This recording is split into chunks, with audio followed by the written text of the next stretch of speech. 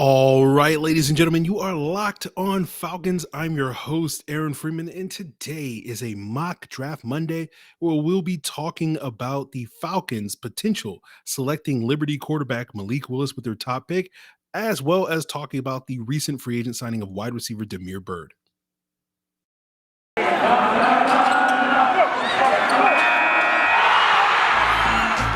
You are Locked On Falcons, your daily Atlanta Falcons podcast. Part of the Locked On Podcast Network, your team every day.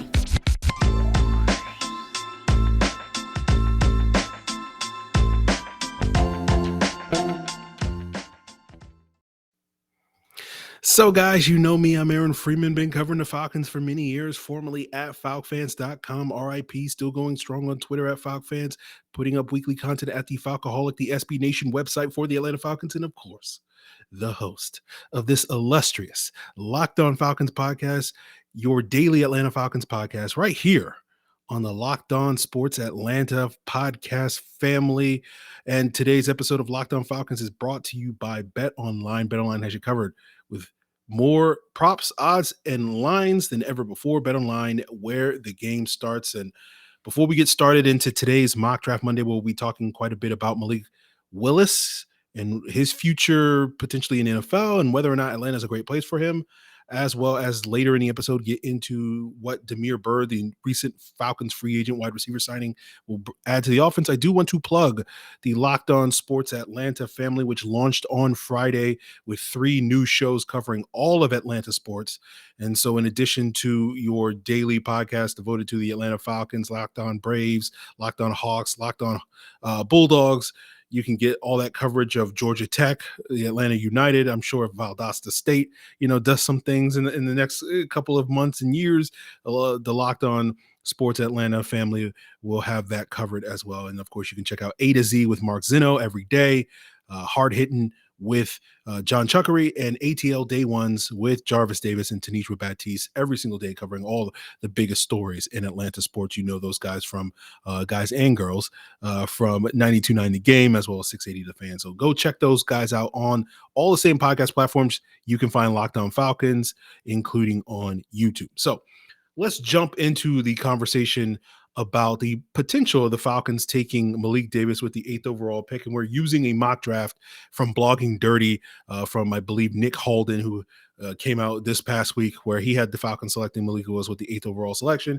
And as you guys know, this, I believe, is Mock Draft Monday 8.0 since the Super Bowl. And basically these Mock Draft Mondays, it's not really about the mock draft and who put it out there. It's just an excuse for me to talk about the player. And last week we talked about Kenny Pickett. And I feel like this week it's time to talk about Malik Willis, the guy who a lot of people see as, QB1 in this draft class, the guy with the most upside, and a player that I think a lot of people think the Falcons could realistically take with that 8th overall selection. And I do think, while I don't think it's likely that the Falcons will take Malik Willis at the top of round 1, I do think it is certainly plausible as one of potential outcomes that we could be seriously entertaining once draft night rolls around on April 28th. And the main reason for that is due to my continued question marks over whether or not the decision makers here in Atlanta are the people making the best decisions. And while I think it's plausible that the Falcons take Malik Willis, I don't think it would be a good pick. We'll get into some of the reasons why I kind of differ on that. But when we sort of look at, what at least I believe to be the driving force behind the team's pursuit of Deshaun Watson, looking for that marketable quarterback, Malik Willis checks a lot of the same boxes. He's a running quarterback. He wears number 7. He's local, very marketable, certainly a selection that I think would energize a significant portion of the Falcons fan base, energize them enough to put butts into seats. And if that's the motivating factor for some of the decisions that the Falcons have made, seemingly over the last month, it wouldn't surprise me at all if the Falcons made, a similar decision and went after Malik Willis with the idea of, what could it do to market the team, not necessarily what it would do to help the team on the football field. Now, let's be clear. I do think there is a justification for why you would take Malik Willis at the top of the draft, and a lot of that is due to people believing that he has the most upside in this draft class. And if you're going to swing on a quarterback in a down year, might as well swing big, right? Go for the home run rather than going for the single or the double or whatever the case may be. And I think you can make a pretty easy case that Malik Willis is the potential home run, or at least I think the argument I would probably make is he's more maybe a double or a triple than necessarily a home run, but certainly of the top 6 or so quarterbacks in this draft class, if anybody's going to be a home run, I think Malik Willis makes the most sense. And that's largely due to people believing, and me mostly agreeing, that he has, the potential to be a high-end quarterback, a potential a top 10 quarterback. And let me be clear before we continue today's episode. While I am very much sort of anti Malik Willis at the top of the draft for the Falcons, and today's episode, I will probably come off as very anti Malik Willis. It's not the idea that I think he's a bad quarterback. I think for several other teams, it makes total sense for them to draft Malik Willis, particularly in the middle of the first round. Teams like Philadelphia, New Orleans, Pittsburgh in that 15 to 20 range, teams that rarely get top 10 picks, and teams, that have sort of playoff caliber teams in place to think that, Malik Willis could succeed there.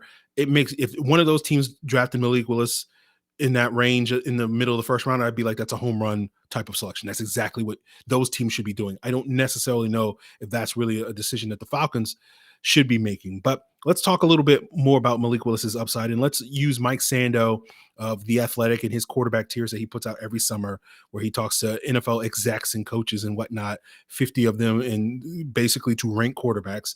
And they sort of go into several different tiers, tier 1, tier 2, and tier 3 that we'll focus on today. And a tier 1 quarterback, according to Mike Sando's rules, is a quarterback that can carry his team each week, and the team wins because of him, and he expertly handles pure passing situations. He has no real holes in his game. And this past summer, there were 5 tier 1 quarterbacks. That was Aaron Rodgers, Patrick Mahomes, Tom Brady, Russell Wilson, and then Deshaun Watson. Although it's really 4 guys that were true tier 1 guys that got the majority of their votes in tier 1. And then there's like a tier 1.5 where Deshaun Watson and then Josh Allen, who's got slightly more tier 2 votes than he did tier 1 votes, sort of had their votes split in tiers 1 and 2, and then you have tier 2 after that. And tier 2 is described as a quarterback that can carry his team sometimes, but not as consistently. He can handle pure passing situations in doses and or possesses other dimensions that are special enough to elevate him above tier 3. He has a hole or two in his game. And this, to me, is where I feel like Malik Willis's upside is more residing than necessarily in the tier 1 conversation. Tier 2, at least according to last summer voting, was Josh Allen, Lamar Jackson, Matt Stafford, Dak Prescott, Justin Herbert rounding out the top 10. Matt Ryan was number 11 on the quote unquote lower end of the tier 2 guys. Kyler Murray, Ryan Tannehill, and Joe Burrow rounded out the top 15. And I think you can make the case that Malik Willis, of all the quarterbacks in this draft class, is the best bet has the potential to get into this tier. I think there are other quarterbacks that could be lower tier 2 guys. I think you can make a case that Desmond Ridder and Kenny Pickett's ceilings are sort of in that lower end tier, in that sort of Kyler Murray, Ryan Tannehill, at least what Joe Burrow was a year ago. I'm sure Joe Burrow will move up on this list, when the voting comes in later this summer. But, that sort of 11 to 14 range, I think you can make a case that Ridder is in that group. I think, Willis is probably ceiling is a little bit higher, sort of in that Lamar Jackson range. But, when I look at Malik Willis, like a lot of the other quarterbacks in this draft class, I think for the most part, most of these guys are going to be tier 3 guys. And tier 3 guys, according to this definition, or is a quarterback that is a legitimate starter but needs a heavier running game and or a defensive component to win. A lower volume drop back passing offense suits him best. This is the Derek Carr tier. Baker Mayfield, Kirk Cousins, Jared Goff, Jimmy Garoppolo were in this tier. These are the quarterbacks that quote unquote you win with, not because you win because. And I do think Malik Willis is probably more likely to be a tier 3 quarterback, just like the rest of this group, but probably does have a little bit higher of a ceiling to reach that quote unquote upper end of tier 2. And, before I want to talk a little bit more about what I think the circumstances he needs to be in order to reach that potential ceiling. That 3 to 5 years from now, if we're talking about anybody that's firmly in among the top 10 quarterbacks in this league in that upper end tier 2 range, I do think Malik Willis is the best bet to be potentially that guy. But I think it's going to be heavily dependent, and it applies to all the quarterbacks in this draft class, on the environment he goes to and whether that team is successful in developing that ability. And we'll talk about, whether or not Atlanta is the best environment to sort of develop that type of ability out of Malik Willis. But before we get there, guys, again, I want to plug the various local shows here on the Locked On Sports Atlanta podcast family: Locked On Hawks, Locked On Bulldogs, Locked On Braves. Of course, you can also check out A to Z with Mark Zinno, Hard Hitting with John Chuckery, and ATL Day Ones with Jarvis Davis and Tanitra Baptiste, all on the Locked On Sports Atlanta family. And you can find all of these podcasts on their various YouTube platforms, in addition to Apple, Odyssey, Google, and Spotify. So, guys, I want to tell you about a product I've been taking these last several weeks, and I've known for a while that I need to sort of get better with my diet, and taking a multivitamin makes a ton of sense. And the product I'm referring to is the AG1. It's kind of like a multivitamin. It comes from Athletic Greens, but it's not, you don't have to take a whole bunch of pills like you normally would do. I've been taking it first thing in the morning, taking a scoop of it, putting it in a cup of water, and it's sort of helping me cut back on my coffee intake, and I'm not getting as much sugar or caffeine first thing in the morning. Instead, I'm getting vitamins, minerals, superfoods, probiotics, adaptogens first thing in the morning, and it's helping improve my gut health, my nervous system, my immune system, as well as it's boosting my energy and my recovery and focus throughout the day. And you guys too can sort of reclaim your health and arm your immune system with the sort of convenient daily nutrition that comes from AG1 by Athletic Greens. And to make it even easier for you to get in on this new product, Athletic Greens is willing to give you a free year-long supply of immune supporting vitamin D, as well as 5 free travel packs for AG1 with your first purchase. So whenever you're on the go, you still can take AG1 first thing in the morning. All you have to do is visit athleticgreens.com/NFL network. Again, that's athleticgreens.com/NFL network to take ownership of your health and pick up the ultimate daily nutritional insurance. And guys, there's no better time to join betonline.net than right now. BetOnline, of course, is the number one source for all your sports betting needs and info. You got the national championship game in college basketball happening tonight on Monday. You also have the Masters later this week. NBA, NHL playoffs are starting up soon. You got UFC 273, and of course, you got the 2022 NFL draft and the various props that you can find available at betonline.net, as well as your favorite Vegas casino games. And you can bet on esports, boxing, and so much more at betonline.net. So head on over to the website today or use your mobile device to sign up and learn more about the trends in the action. BetOnline, where the game starts. So when we talk about Malik Willis and his ceiling, right? Like, again, I like Malik Willis as a prospect, but a lot of today's episode is going to be, longtime listeners know my pet peeve is when I think players are overrated. And I feel like Malik Willis gets talked about like he's X when in fact he's Y. And so a lot of today's episode is going to be me saying, here's why he's not X. So it's going to sound like I am lower on Malik Willis than some people are. But it's not as if because I think he's bad.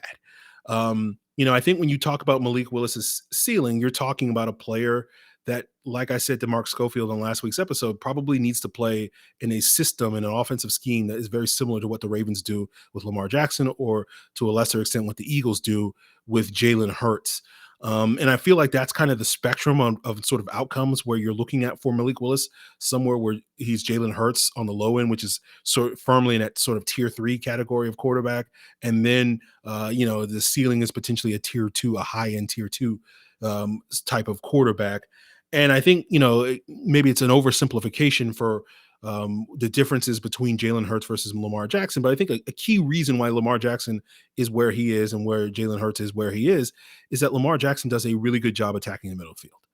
And I think, like Jalen Hurts, I do have major questions over whether or not that's going to be an issue with Malik Willis. Now, the statement is always, just because a guy didn't do something in college doesn't mean he can't do that in the pros. And I think that's the bet that you're making if you're drafting Malik Willis, particularly high in this draft class, that even though he wasn't very good at attacking the middle of the field at Liberty, and maybe that's a byproduct of his offense, he can be coached up to do those things in the NFL. And particularly in a place like Atlanta, you do wonder maybe having a player like Kyle Pitts helps him in that regard by giving him that reliable option over the middle field. But that was an area of the field that Liberty rarely attacked. And when he had opportunities to attack it based off of the film study I've done, Malik Willis was not particularly good at doing that.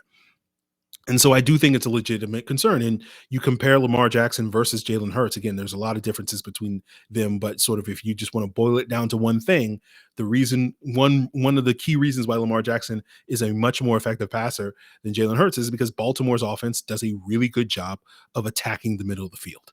Right. Both of these offenses are shotgun heavy, have a lot of QB designed runs type of offense, but Philadelphia does not do a good job attacking the middle of the field. And a lot of that is due to Jalen Hurts. Baltimore was number one, according to Pro Football Reference, in terms of the percentage of throws that they have over the middle of the field.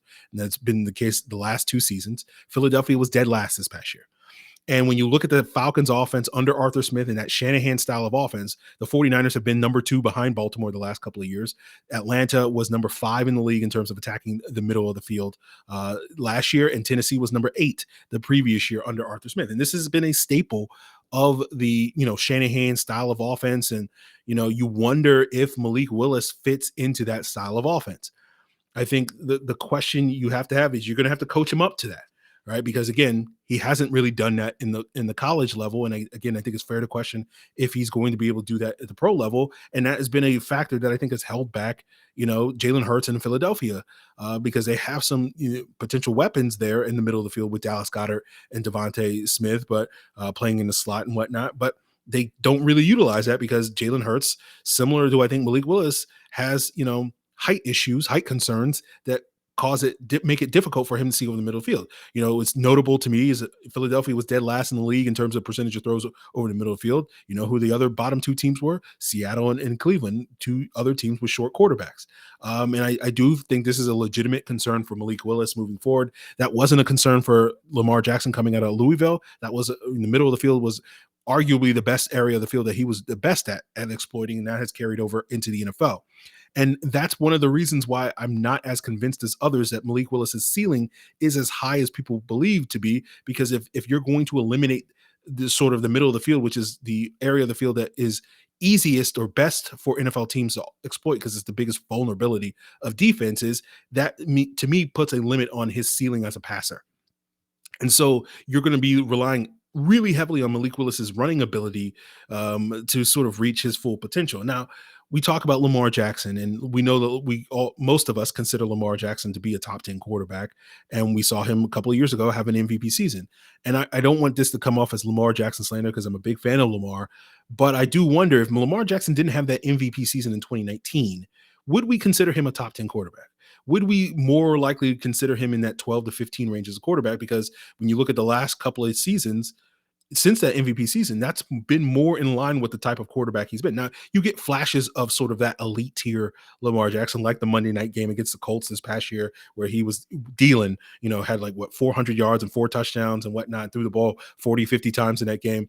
And so you can have these moments with Lamar Jackson, just like I think you have the potential to have similar moments with Malik Willis, similar to what we talked about with Michael Vick way back in the day, where when they're on their A game, they're nearly impossible to beat. But the problem is you don't get that many performances like that in these last couple of seasons since Lamar Jackson's, MVP season. You haven't necessarily seen that type of performance on a consistent basis. Now, hopefully, if you're, Lamar Jackson fan or a Ravens fan or whatever the case may be, he's starting to turn the corner. And again, it's not fair to sort of say, that's all Lamar Jackson. Some of that is owed to the fact that in that MVP season, Baltimore had one of the best offensive lines in the league. They had a top 5 defense that year, and they haven't had those 2 things going in their favor the last couple of seasons, in part due to injuries. You can certainly question Greg Roman's, ability to make adjustments, and then NFL teams have made adjustments and Greg Roman hasn't. And that's all contributing to why maybe Lamar Jackson hasn't looked like that sort of elite quarterback the last couple of years.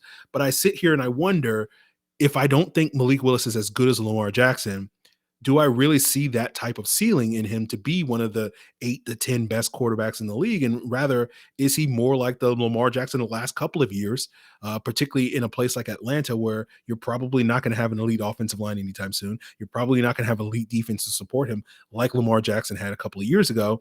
And so, you're several years potentially away, if Malik Willis is an Atlanta Falcon, from, potentially being a top 12 to 15 quarterback, or as opposed to a top 10 quarterback. And I wonder if that's sort of really where Malik Willis's ceiling is that considerably higher than some of these other quarterbacks in the draft. That, while I'm not as high on Desmond Ridder as others people are, a lot of people that I know and generally trust in terms of their quarterback evaluations think Desmond Ridder is the best quarterback in this draft class. And if you like Desmond Ridder, if you're in that camp and see him a QB1 and like him as a prospect, a lot of people sort of see him as having Dak Prescott-esque potential in the NFL.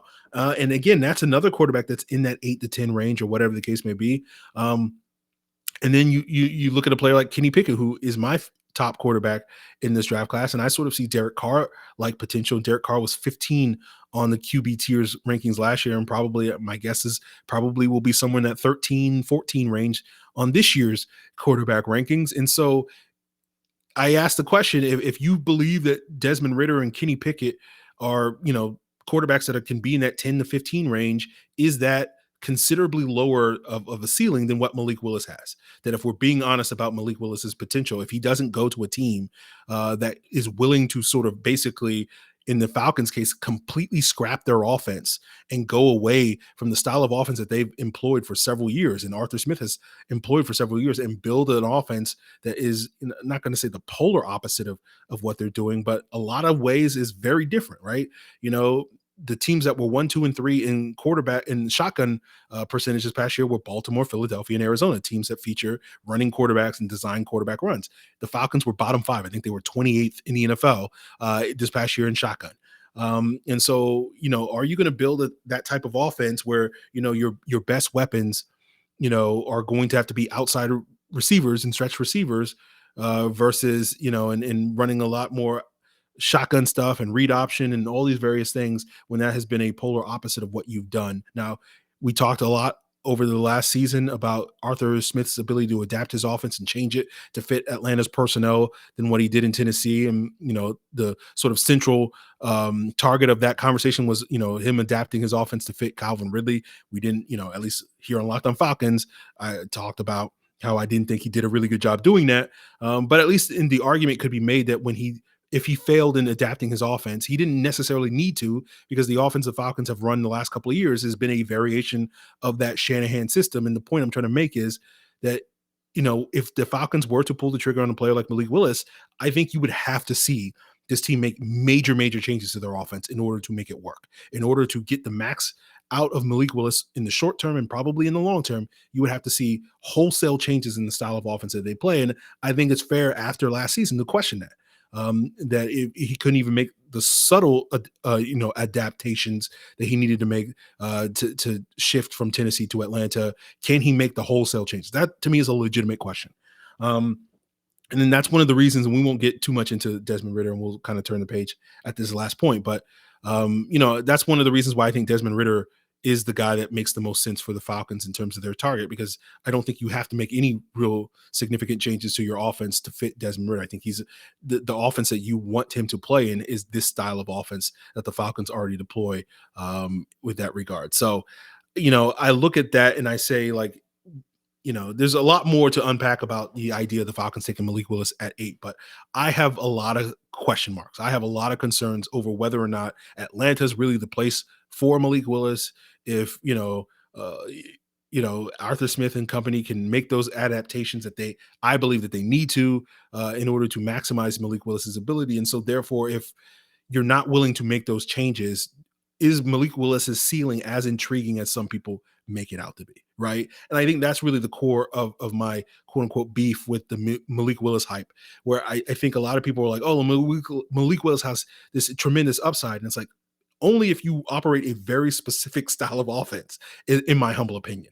And like, no one talks about that. Like, people just sort of talk about, oh, you can put him in any offense and he could be the next Josh Allen. He could be the next Patrick Mahomes. And I'm like, he could be the next Lamar Jackson, but only in a specific style of offense. And even then, going back to the point we made earlier, even if he is the next Lamar Jackson, without having, the perfect supporting cast around him, does that kind of peak as like a top 15 quarterback as opposed to this top 5, top 10 quarterback that a lot of people hype up Malik Willis to be? So that is sort of it. I'm sure we will have plenty more to talk about Malik Willis as we get closer to the draft, but we'll leave the rest of today's episode of Locked On Falcons to talk about Damiere Byrd, the wide receiver that the Falcons just recently picked up.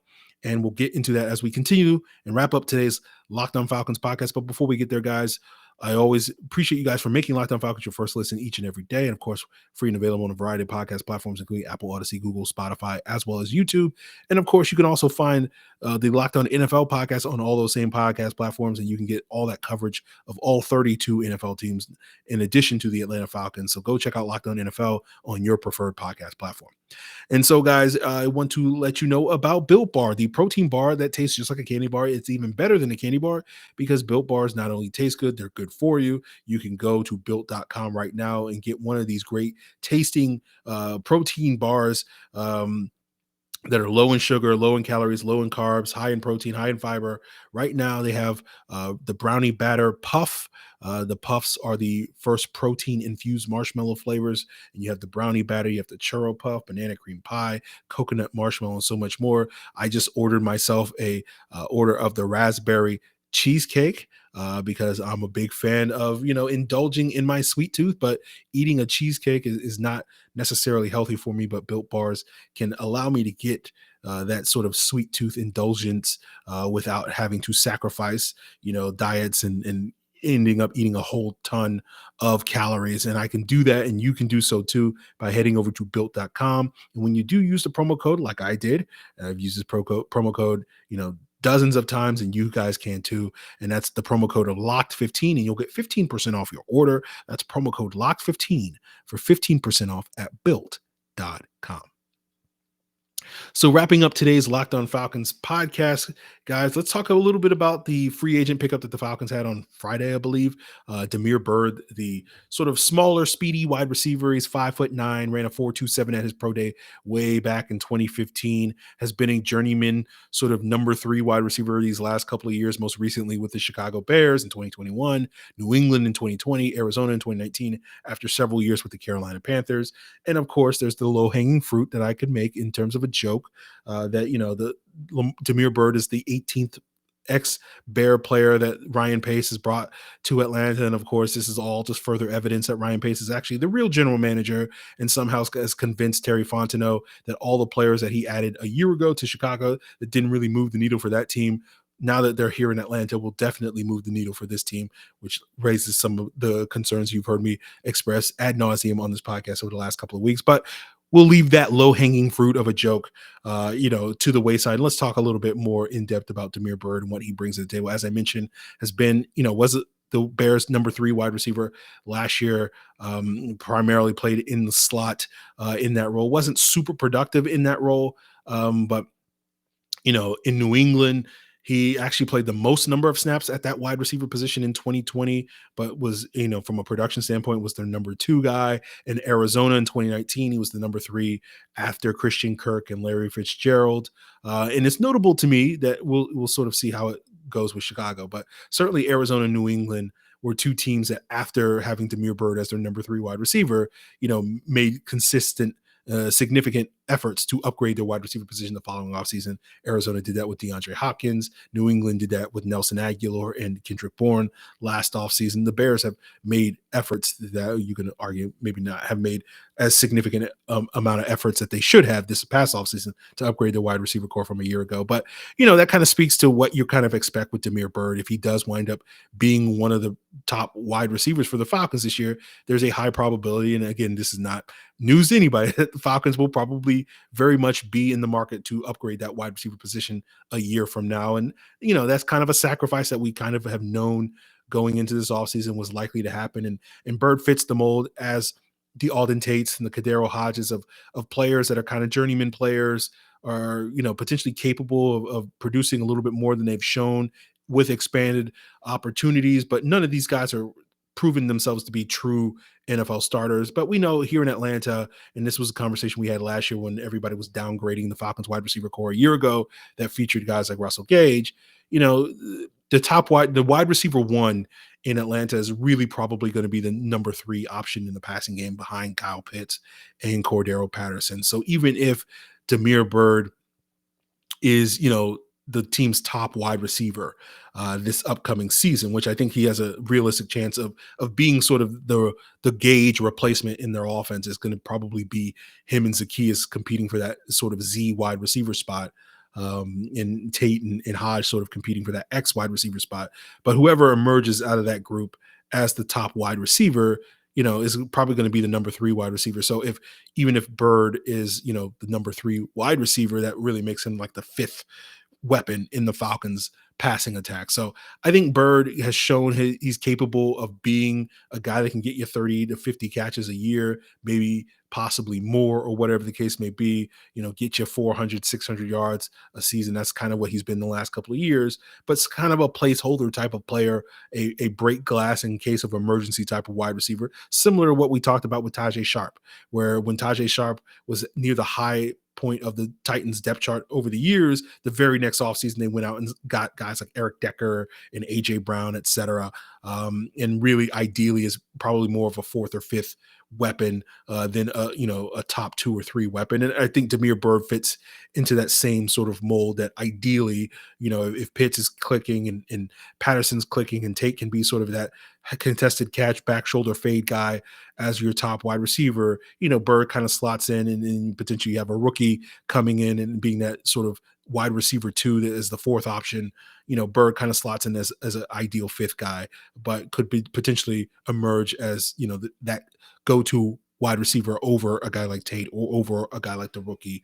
So we'll just sort of have to see how it goes. But last thing I'll say about Damiere Byrd, you look at the speed and you say, oh, he could be a deep threat for us. When you look at his production over the years and you compare it to, say, another guy that is a quote unquote deep threat in Marvin Hall, his production as a vertical threat has not been nearly to the same degree as Marvin Hall. And it's fair, we saw Marvin Hall not really get much of an opportunity here in Atlanta to sort of do that. And given his past production, that he was a much more productive deep threat in Atlanta and Detroit, Marvin Hall that is, than what Byrd was in Chicago, New England, Carolina, or Arizona. It doesn't give me a lot of confidence that, they'll be able to fulfill that element of the offense with Damiere Byrd when they couldn't do it with Marvin Hall, is what I'll say. So really what Byrd has done primarily as a receiver has been, done a good job on the intermediate routes, those 10 to 15 type of yard throws or whatever the case may be. And he can, use his speed and create separation on those types of plays. But I wouldn't necessarily look at him as a deep threat that can take the top off of defense, just because his production hasn't been there yet. And again, I don't necessarily have the confidence that Atlanta will be the place where he can have that breakthrough type of performance when it hasn't been the case in previous stints. So that's my thoughts on Damiere Byrd. That's where we'll leave it, guys, for another Mock Draft Monday. We have another great week of draft-related content coming for you. In addition to talking quarterbacks, we'll talk running backs at the end of the week with Matt Waldman of the Rookie Scouting Portfolio. We have some guests coming up over the next couple of days. Don't know what quite order they're going to be coming in, but they'll get more into the topic of what the Falcons draft strategy should be, whether they should be entertaining taking quarterback at the top of round 1, potentially a wide receiver at the top of round 2, or whatever the case may be. We'll pick those brains on that in the coming days. And before we duck out of here, as usual, want to plug what your second listen should be after you've made Locked On Falcons your first listen. And in addition to checking out the new shows on the Locked On Sports Atlanta family of channels, of course, why not check out the Locked On NFL Draft podcast to see why people like Eric Crocker, Ryan Tracy may have a very different opinion of Malik Willis than I do, or whatnot. So go check out Locked On NFL Draft on the same podcast platforms you can find Locked On Falcons, as well as the other Locked On Sports Atlanta shows, Apple, Odyssey, Google, Spotify, as well as YouTube. So guys, that's going to do it for us here for another Mock Draft Monday. And appreciate you guys for tuning in. Got another great week of content coming your way here on Locked On Falcons. Until then.